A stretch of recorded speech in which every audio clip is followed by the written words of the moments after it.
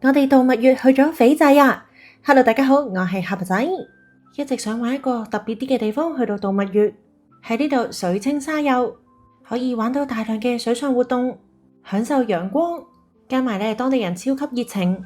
今次呢一條片咧，我哋將毫無保留咁樣分享翻咧我哋喺斐濟嘅度蜜月行程，由租車去到介紹5間酒店或者 resort， 每一間我哋都試咗佢好多餐廳，仲報咗一啲嘅 tour。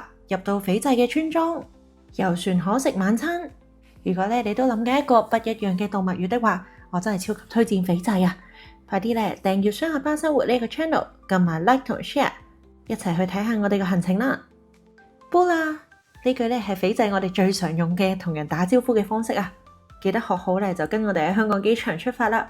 咁今次我哋係搭 Fiji Airways， 咁佢就有直航啦。大概搭9個零鐘左右就可以到達斐濟噶啦。佢機型唔算好新，但係好彩嘅係佢個 leg room 都夠闊噶。我另一半180cm 高，都冇頂腳嘅狀況，係坐得舒服嘅。不過個 mon 嘅反應就麻麻地，所以我哋都係瞓覺居多。咁中途其實佢會供應2餐嘅食物啦。晚餐當然我哋就食咗海南雞飯，叫做好過冇啦。早餐就有啲驚喜嘅。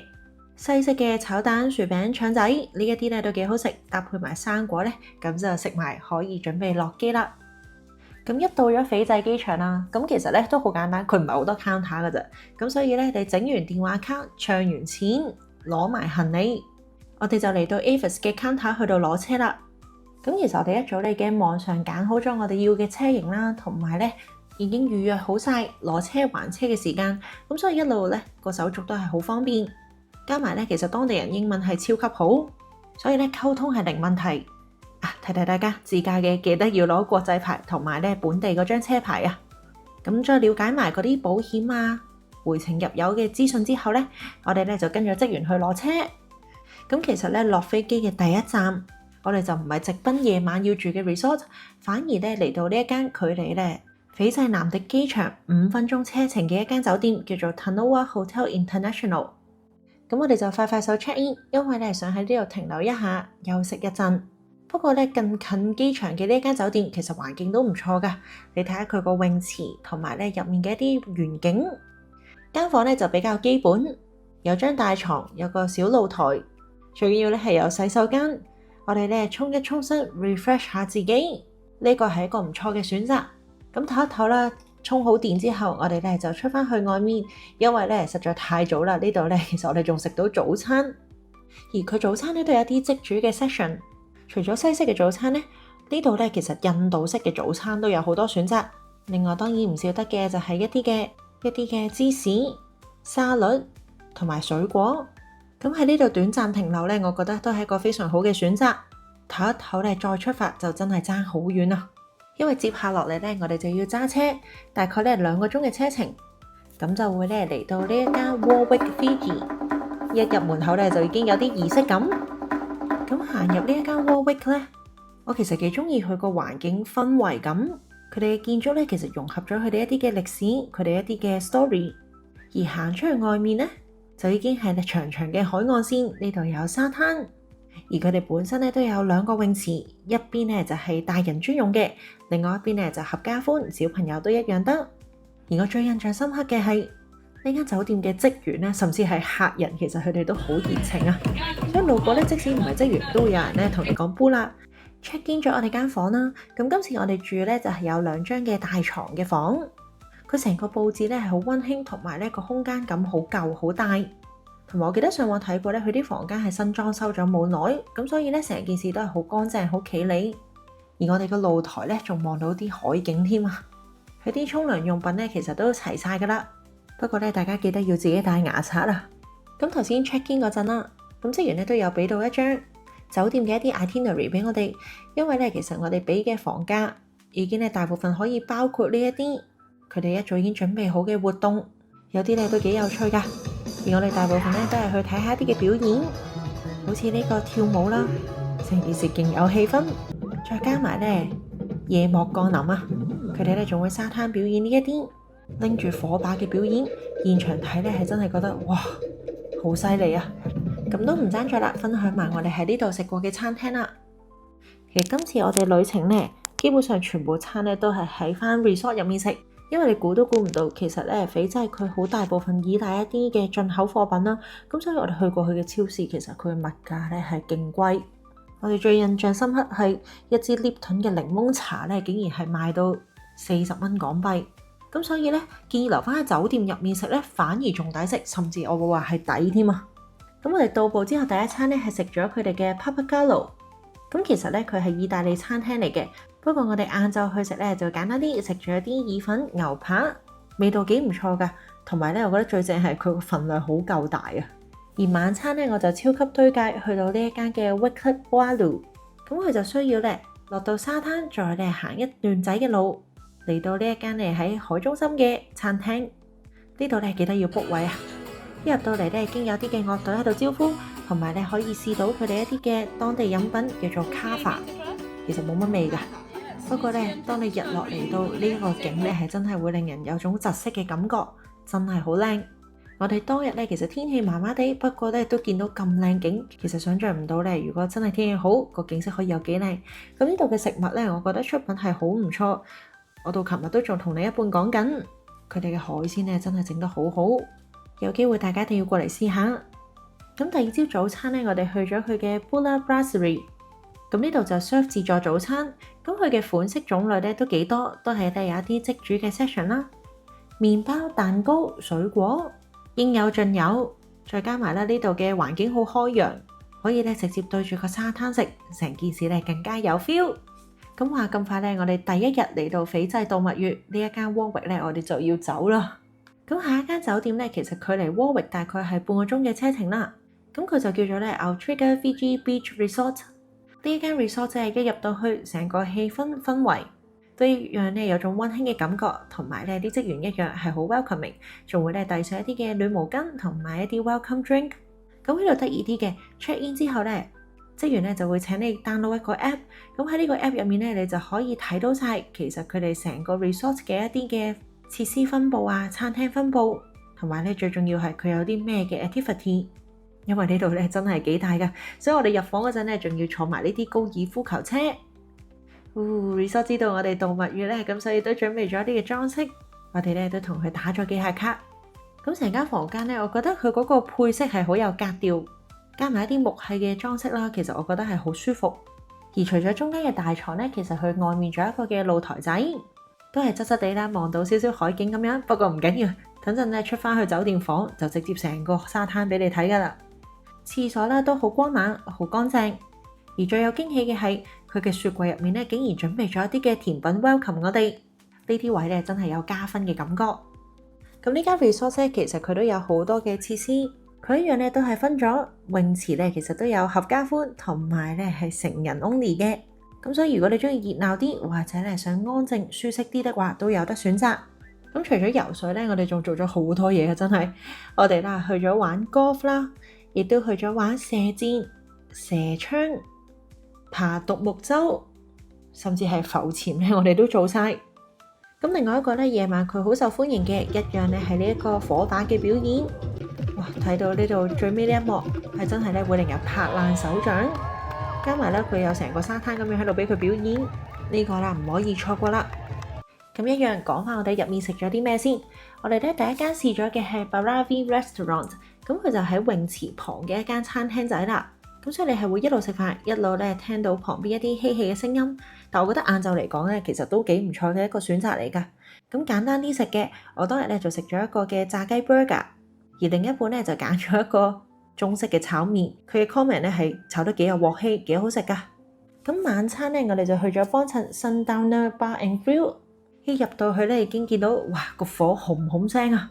咁喺呢度咧，除咗可以欣賞到靚靚日落之外，咁佢食品種類咧都幾多選擇。前菜啦，我哋一個要咗吞拿魚，一個要咗蝦，另外咧仲要咗個燒烤嘅拼盤，咩都試下啊嘛。整體我覺得唔錯嘅，再加埋現場咧，佢有人喺度唱歌啦，咁所以咧呢一間餐廳都會係大部分酒店住客咧夜晚會過嚟幫襯嘅。咁我哋都上埋去佢一間叫做 Carlo Carlo 嘅吧睇啦。咁呢度就可以俯瞰到周圍嘅景色。因為咧佢係喺山上面，咁佢有各款嘅調酒咧，其實大部分都用翻斐濟自己出產嘅酒啦。咁所以幾有特色。再加埋佢呢度準備咗一啲嘅 board game 喺度咧，同另一半 chill 下都唔錯㗎，嘆翻杯酒。咁第二朝嘅自助早餐咧，就喺呢間嘅 Val d'Encana 嗰度食。哇！呢度環境好大啊，佢食物嘅擺放區域咧都好多，甜食、鹹食、素食都有好多嘅選擇。不過咧，當日我就冇食好多啦，因為咧我哋都趕時間準備出發咧。我哋今日報咗一個 tour， 我哋咧就自己揸車嚟到呢一間嘅 Tapu Sigatoka Shop。咁喺呢度咧，我哋就係 check in 呢一個嘅 Sigatoka River Safari Tour。咁其實喺 check in 嗰陣咧，女仔必須咧要着長度咧去到膝以下嘅裙。咁如果你冇都唔緊要，呢度都準備咗一啲叫做 sarong， 咁就可以咧俾你包翻住。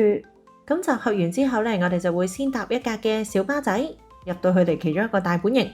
佢哋好好啦，因為落雨啊，咁所以準備好定啲雨褸、救生衣。點解要用到救生衣呢？係因為我哋咧會入村莊，而入村莊要搭嘅交通工具就係等等快艇啊。咁啊，其中呢個 tour 嘅賣點就係佢個快艇係會做 spin 噶，咁所以咧你會 feel 到哇，成個人有拋出去嘅感覺，真係超級正嘅體驗。不過好彩啦，呢度提供嘅裝備都好足，咁所以變相咧我哋都冇乜點濕身，就可以入到村莊入面。咁當日進入村莊啦，咁其實村長咧有出嚟歡迎我哋。佢咧會先進行一啲佢哋傳統嘅斐濟儀式。咁其實總括嚟講咧，之後都聽翻佢哋解釋，呢個儀式咧係攞嚟歡迎一啲嘅 visitor， 同 visitor 講翻 welcome to home， 講緊咧係佢哋咧係好友好地示好，即使咧將來你再翻嚟的話，都已經可以當呢度係你嘅屋企。咁中間咧有一啲嘅環節，飲一啲嘅咖啡，另外會帶上一啲嘅花環，同埋咧用一啲嘅爽身粉喺你塊面咧度拍一拍。都幾有儀式感㗎。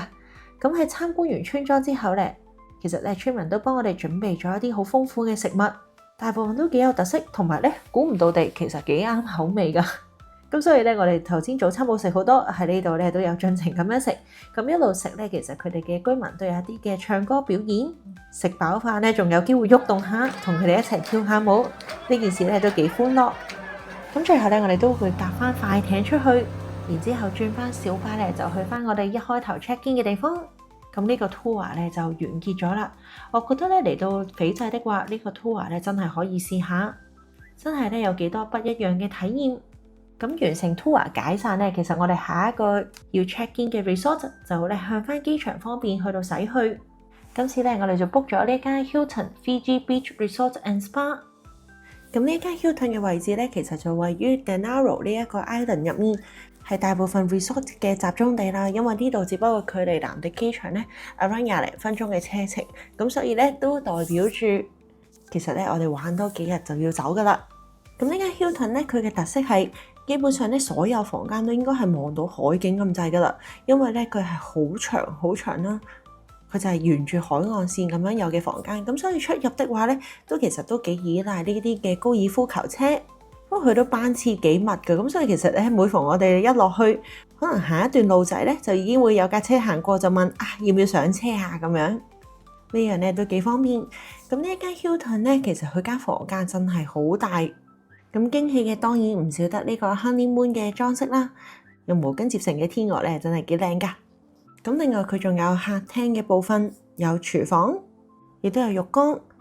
Welcoming 方面咧，其實佢有成個果籃。仲有啲嘅小甜品 sparkling water。 設施方面，佢其實咧都同大部分 resort 一樣，有一個咧係比較 family friendly 嘅泳池，另外一邊咧就係一個咧大人可以享受寧靜嘅一個泳池，個氛圍感都幾唔同㗎。咁呢度有 gym 房啦，亦都有 kids centre， 再唔係咧沿住去個海岸線一直行，都有啲咧沙灘排球啊、秋千啊等等可以俾你享受世界。餐廳的話咧，我哋幫襯咗 Coral， 咁佢係位於咧大人泳池嘅旁邊。呢度咧就建議大家食夜晚，因為喺度咧望住個泳池景，再加埋日落咧係幾有 feel。最重點係咧，佢價錢係真係好抵食。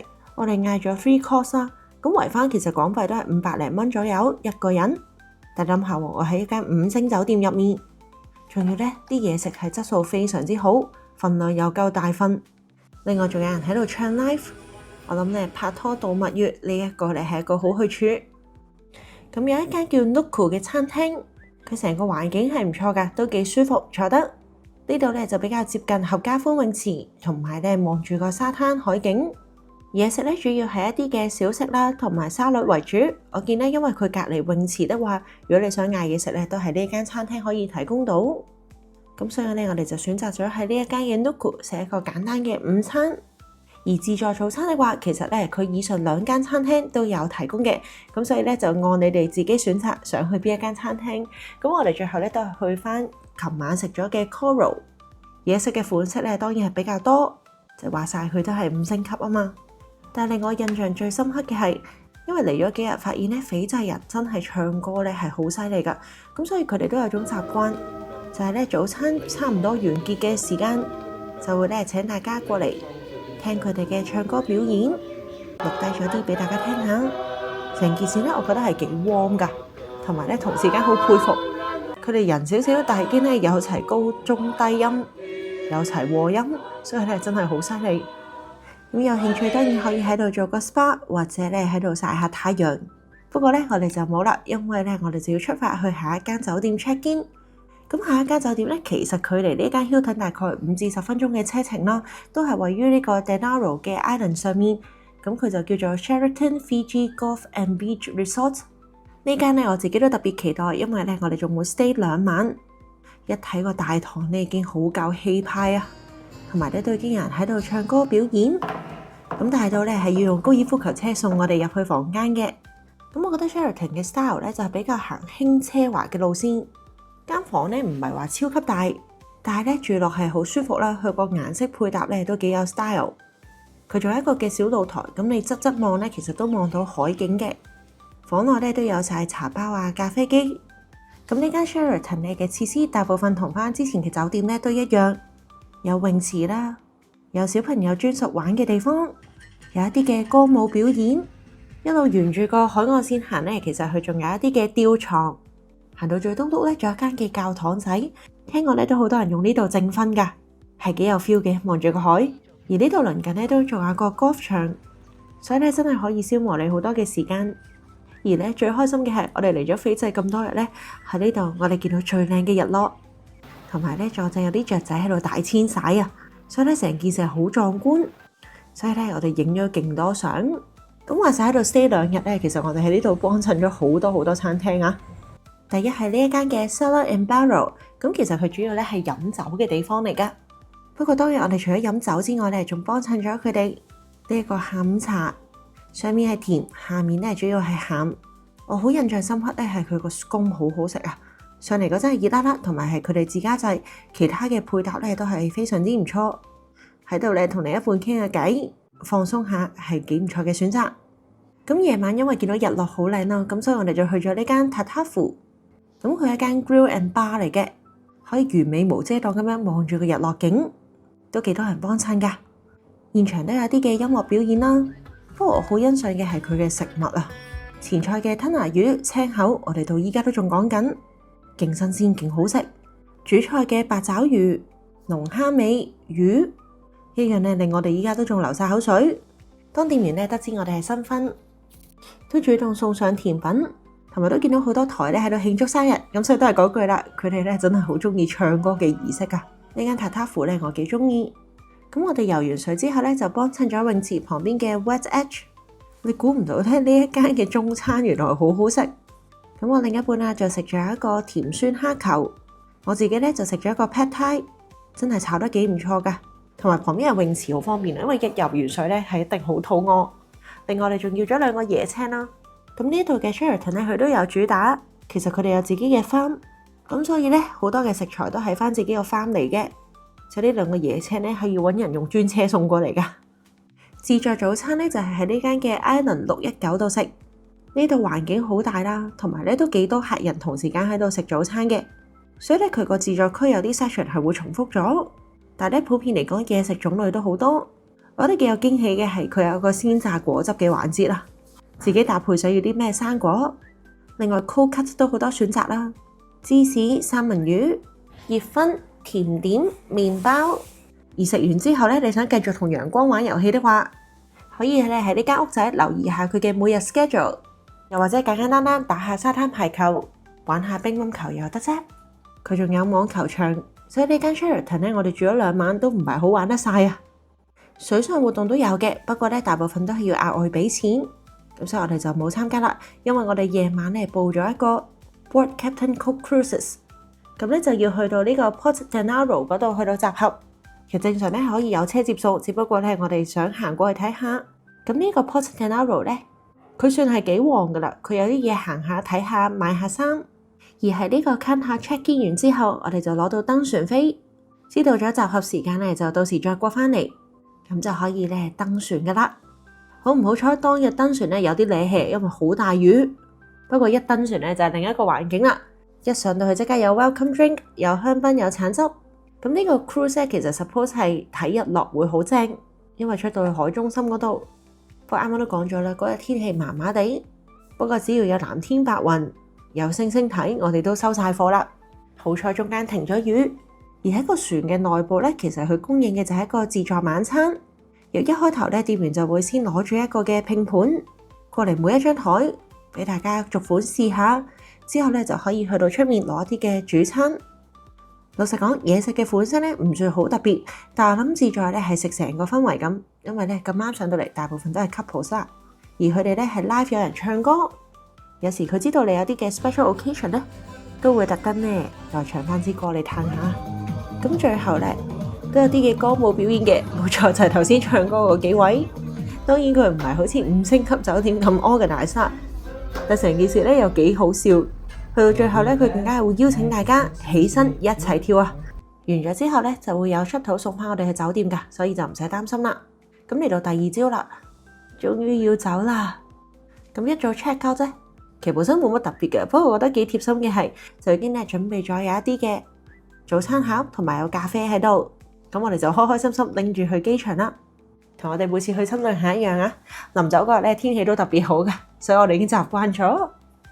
哇！今次真係一個超級詳細記錄，我哋咧喺斐濟度蜜月嘅行程，將我記得玩過好嘢咧，我都分享晒俾大家。我覺得如果你想要一個不一樣嘅度蜜月咧，斐濟係一個唔錯嘅選擇嚟㗎。而且咧，當地人佢哋返學咧，其實全部都要學英文，咁所以咧溝通係完全冇問題。而大部分咧，你身邊嘅旅客可能都係 from 澳洲，所以可能咧比較少亞洲人嘅面孔。今次我哋喺斐濟咧，都遇到好多新嘅朋友咧，會主動過嚟打招呼，個感覺咧係好親切，好 welcoming。知道今年係結婚嘅旺年啊！如果你仲未諗去邊度度蜜月的話，不妨參考下我哋嘅行程啊！我哋好快再見，拜拜。